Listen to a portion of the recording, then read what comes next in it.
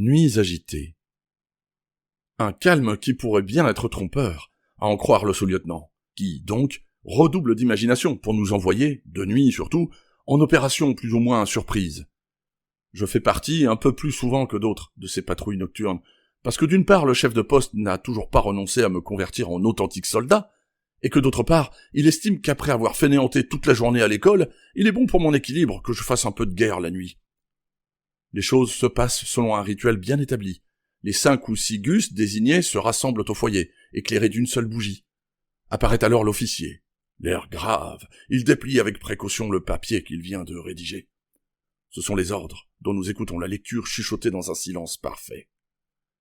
La lecture est répétée, toujours à voix blanche. L'ennemi n'est-il pas partout?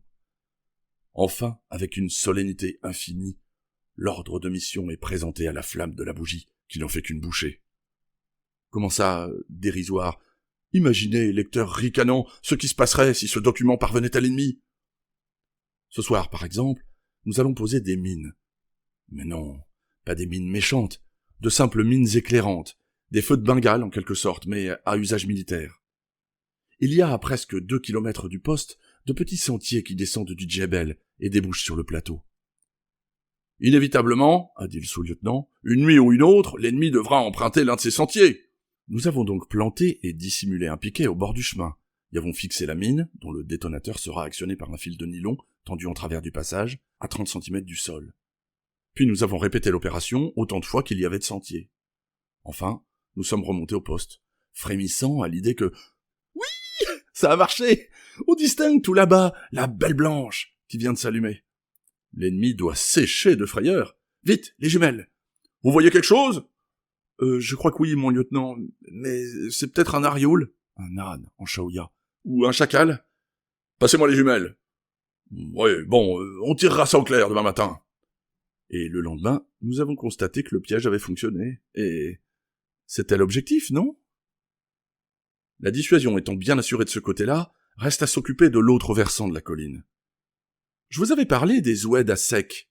En passant par le fond de ces canyons, dont l'un vient baigner le pied de la colline, l'ennemi serait bien peu visible.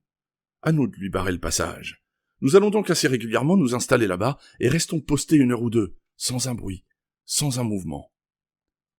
En plus de mon PM et de quelques grenades, on m'a confié la pompe, jusqu'à ce que l'aiguille du manomètre, il y a un manomètre, indique la pression convenable.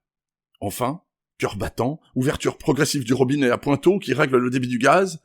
Le fabricant n'a pas menti, les 500 watts annoncés par écrit au dos de l'appareil sont bien au rendez-vous. Et dès ce soir, on a décidé de les traîner au foyer réfectoire. Pour la première fois, on va voir clairement ce qu'il y a dans nos gamelles pour dîner. Naturellement, certains mauvais esprits prétendront qu'ils préféraient le régime d'avant-projecteur, où justement, on ne voyait pas le détail de ce qu'on avalait. De toute façon, dès le lendemain soir, le chef de poste me convie à mettre en œuvre l'engin à sa vraie place, au sommet de la tour, entre les sacs de sable. Nous allons faire ensemble le premier tour de guet avec le projecteur. L'officier a apporté sa paire de jumelles et me demande d'orienter le pinceau lumineux à droite, à gauche, plus loin, plus bas. C'est que la pastille de lumière éclaire assez intensément, mais dans un périmètre très restreint. Il nous faudrait donc un ennemi particulièrement compréhensif pour accepter de jouer le jeu, se laisser happer par le faisceau et y demeurer le temps nécessaire à une explication. De plus, le manchon lumineux est extrêmement fragile et tombe en poussière au moindre mouvement un peu brusque. Nuit totale. Pour compléter le tableau, le gicleur, comme pour nos réchauds, se bouche régulièrement à cause de la mauvaise qualité du pétrole. Et si on changeait la dite qualité? C'est vrai ça. Depuis quelque temps, à côté des lourds Sikorsky, nous voyons évoluer dans notre ciel de gracieuses libellules. Ce sont les alouettes, dernier cri en matière d'hélicoptère. Or, ces petits bijoux ne consomment que du kérosène hautement raffiné, qui n'a qu'un lointain lien de parenté avec notre pétrole ordinaire.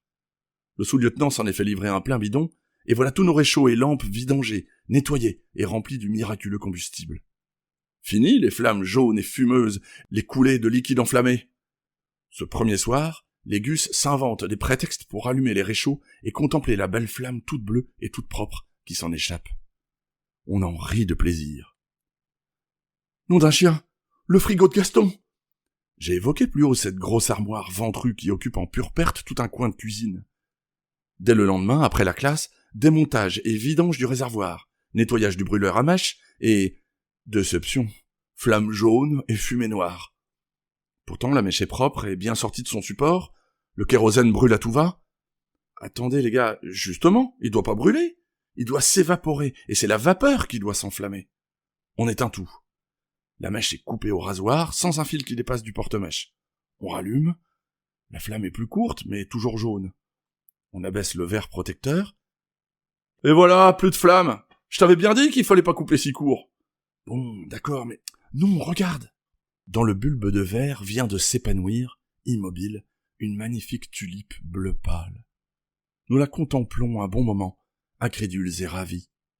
En moins d'une heure, malgré la canicule de la cuisine, l'eau dans les bacs à glaçons commence à croustiller de façon prometteuse. Ce soir, pour la première fois, nous allons boire frais, à la santé de la maréchale. Maréchale ? Eh oui, comme notre tourne-disque à pile et autres objets propres à adoucir la vie spartiate qui est la nôtre, ce frigo nous a été offert par la fondation de Madame la maréchale de Lattre de Tassigny. Voilà des gens qui mériteraient de figurer dans les livres d'histoire, au lieu de la cohorte de tyrans et d'ambitieux qu'on y rencontre. En tout cas, et de tout cœur, merci madame, et merci à tous ceux et celles, anonymes le plus souvent, qui ont envoyé lettres et colis, organisé des collectes, pensé à nous, tout simplement. Nous ne vous avons sans doute jamais rencontrés, mais sachez-le, vous habitez en bonne place notre mémoire et nos sentiments.